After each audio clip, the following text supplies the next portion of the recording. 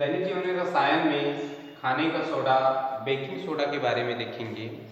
तो खाने के सोडा का उपयोग प्रायः रसोई घर में खाद्य पदार्थों को स्पंजी बनाने के लिए किया जाता है। आप जैसे पकौड़ा वकड़ा बनाते हैं तो उसमें बेकिंग सोडा या खाने का सोडा डाल देते हैं तो स्पंजी हो जाता है फूल करके।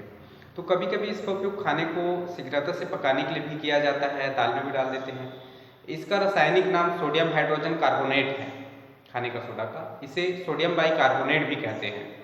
ठीक है, इसे सोडियम क्लोराइड का उपयोग कर साल्वे अमोनियम विधि के द्वारा बनाई जाती है। तो जैसे NaCl plus H2O plus CO2 plus NH4 ये सभी अभिकारक भाग लेकर के NH4 अमोनियम क्लोराइड Cl जो है वो अलग होकर के NaHCO3 खाने का सोडा यानी सोडियम हाइड्रोजन या सोडियम बाइकार्बोनेट बनता है। ये साल्वे अमोनियम विधि द्वारा तैयार की जाती है। सोडियम हाइड्रोजन कार्बोनेट का pH मान की जांच में ये क्या है, ये क्षार होता है। तो खाने के सोडा को गर्म करने पर यह अपघटित होकर सोडियम कार्बोनेट बनाता है और कार्बन डाइऑक्साइड गैस निकलती है। ठीक है, खाने का सोडा का प्रति अम्ल के रूप में भी इसका उपयोग किया जाता है। तो जैसे इसमें खाने का सोडा है 2NaHCO3 यानी सोडियम बाइकार्बोनेट जो है उसको गर्म करने से Na2CO3 यानी ये सोडियम कार्बोनेट अलग हो जाता है और H2 पानी अलग होता है और कार्बन डाइऑक्साइड गैस मुक्त होती है। ये भी ध्यान रखेंगे।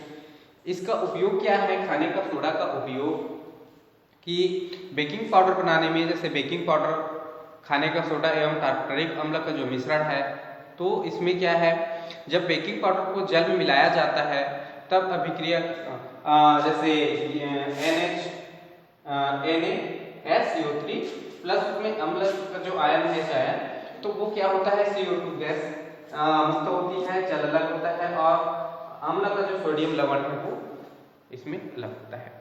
ठीक है, तो इस अभिक्रिया में उत्पन्न कार्बन डाइऑक्साइड गैस के कारण ब्रेड जो है, खमण है, केक है वो फूल जाते हैं, जिसमें मुलायम और स्पंजी हो जाता है। ठीक है, दूसरा इसका उपयोग है सोडियम हाइड्रोजन कार्बोनेट का पेट की अम्लीयता कम करने में यानी प्रति अम्ल में इसका उपयोग किया जाता है, जो क्षारीय होने के कारण पेट के अम्ल को उदासीन कर देता है।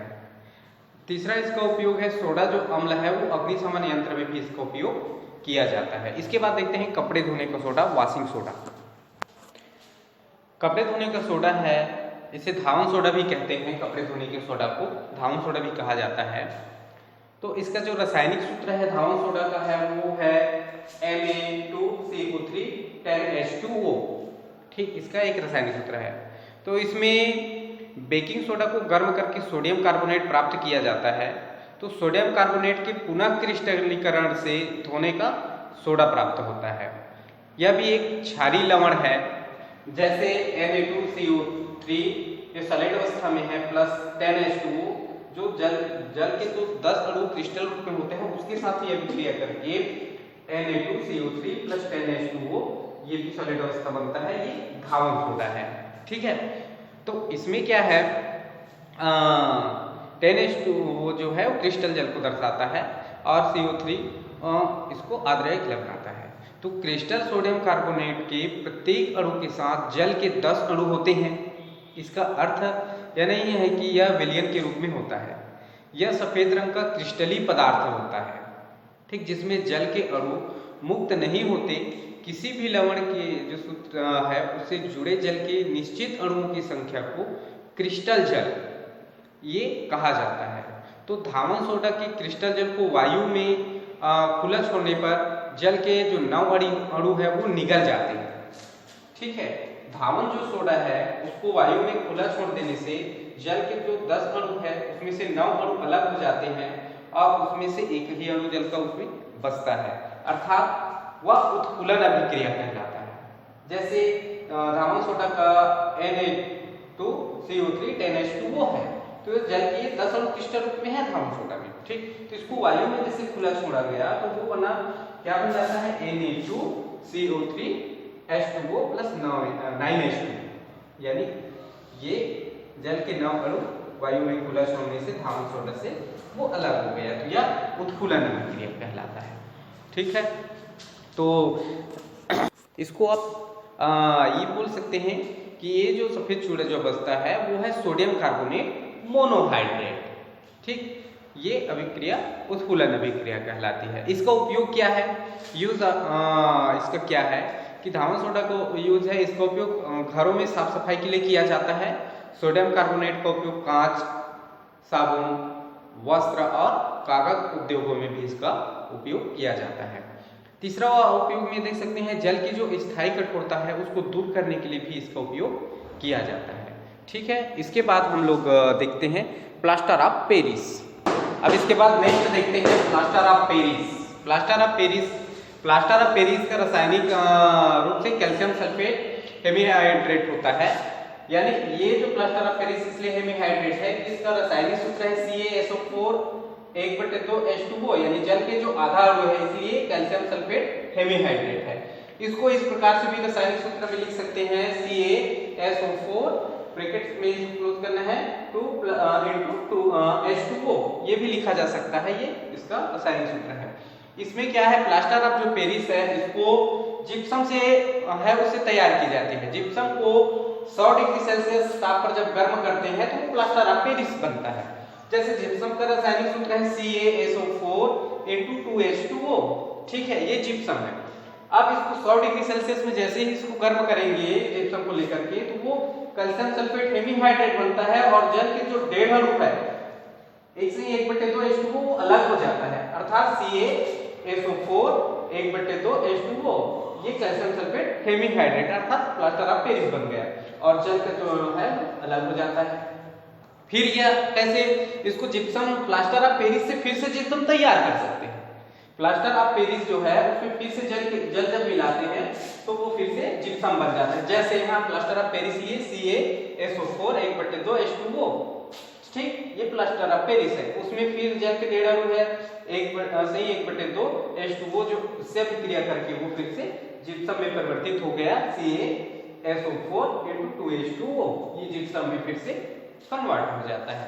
ठीक है, अब प्लास्टर ऑफ पेरिस का उपयोग क्या है। प्लास्टर ऑफ पेरिस के उपयोग से आप सब लोग परिचित हैं। आज के समय में प्रायः जैसे भवन निर्माण है उसमें दीवारों को पुट्टी जो की जाती है वो प्लास्टर ऑफ पेरिस से की जाती है। ठीक है, कई एक जगह देखे होंगे किसी को चोट लग जाता है, हड्डियां जब टूट जाती है तो उसको सेटिंग करने के लिए, यानी उसको सेट करना है, उसको जोड़ने के लिए डॉक्टर उसके ऊपर क्या कर देता है, प्लास्टर ऑफ पेरिस लगा देते हैं। तो इसका जब पहला उपयोग हम देखते हैं, इसका उपयोग डॉक्टर टूटी हुई हड्डियों को सही स्थिति में स्थिर रखने के लिए इसका उपयोग करते हैं। दूसरा देखते हैं मूर्ति और खिलौने बनाने में, जितनी मूर्तियां आते हैं खिलौने आते हैं प्लास्टर ऑफ पेरिस से भी तैयार की जाती है। तीसरे उपयोग में देखते हैं सांचे और मॉडल बनाने में भी इसका उपयोग करते हैं।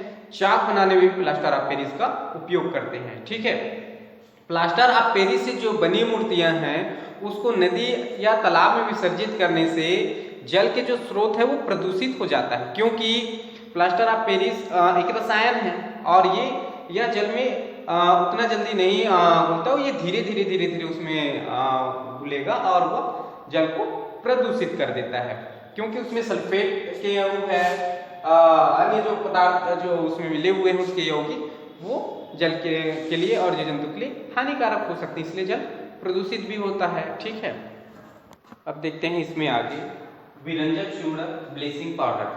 ठीक है, विरंजक चूर्ण का जो रासायनिक नाम है कैल्शियम ऑक्सीक्लोराइड। कैल्शियम ऑक्सीक्लोराइड यानी सूत्र है CaOCl, ये कैल्शियम ऑक्सीक्लोराइड है, विरंजक चूर्ण इसको कहा जाता है। इसे चूने का क्लोराइड भी कहा जाता है। इसे शुष्क बुझे हुए चूने पर क्लोरीन गैस प्रवाहित करके बनाई जाती है।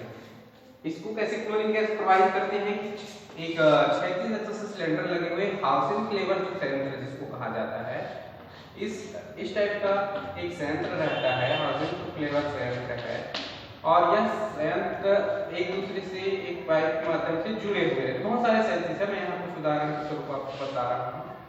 और ये नीचे से क्लोरीन गैस Cl2 गैस प्रवाहित करते हैं और ऊपर से बुझे हुए चूने को इसमें डाला जाता है। इसके अंदर एक गोल्डन प्लेट जो लगा रहता है सभी का, ये गोल्डन प्लेट घूमते रहते हैं अंदर वाला, ऊपर का जो सिलेंडर स्थिर है ना, तो ये एक दूसरे से कनेक्ट है नीचे से जैसे ही क्लोरीन गैस प्रवाहित करते हैं और इस ऊपर से बुझे हुए चूने को डालते हैं तो आपस में ये मिश्रित हो जाता है और कैल्शियम ऑक्सीक्लोराइड बनाता है। ठीक है, कैल्शियम ऑक्सीक्लोराइड बनाने के लिए बुझे हुए जो चूना है उसका सूत्र है जैसे CaOH2, ये सॉलिड अवस्था में ठोस है, बुझा हुआ चूना, इसको बोला जाता है कैल्शियम हाइड्रोक्साइड है, प्लस Cl2 यानी क्लोरीन गैस इसके ऊपर जैसे प्रवाहित करते हैं तो क्लोरीन गैस के साथ यह अभिक्रिया करके कैल्शियम ऑक्सीक्लोराइड CaOCl2 ये ठोस अवस्था में विरंजक चूना बनता है और H2O गैस रूप में वाष्पीकरण करके अलग हो जाता है। ठीक है, फिर ये कैल्शियम ऑक्सीक्लोराइड है उसमें कार्बन डाइऑक्साइड गैस के साथ यह अभिक्रिया करता है और कैल्शियम कार्बोनेट जो चूना पत्थर रूप में परिवर्तित हो जाता है और क्लोरीन गैस अलग हो जाती है। ठीक, कैल्शियम ऑक्सीक्लोराइड या विरंजक चूर्ण है यह पीले रंग लिए हुए एक सफेद चूर्ण है जिसे क्लोरीन की तीक्ष्ण गंध होती है। वायु में खुला छोड़ने पर यह कार्बन डाइऑक्साइड के साथ अभिक्रिया कर क्लोरीन गैस मुक्त कर देती है, जिसका ये समीकरण आपको दिखाया गया है। ठीक है, इसका यूज क्या है, उपयोग क्या है, वस्त्र उद्योग में सूती कपड़ों के विरंजन में इसका उपयोग करते हैं। विरंजन की क्रिया उसमें से निकलने वाली जो क्लोरीन गैस के कारण होती है, ये भी ध्यान में रखेंगे।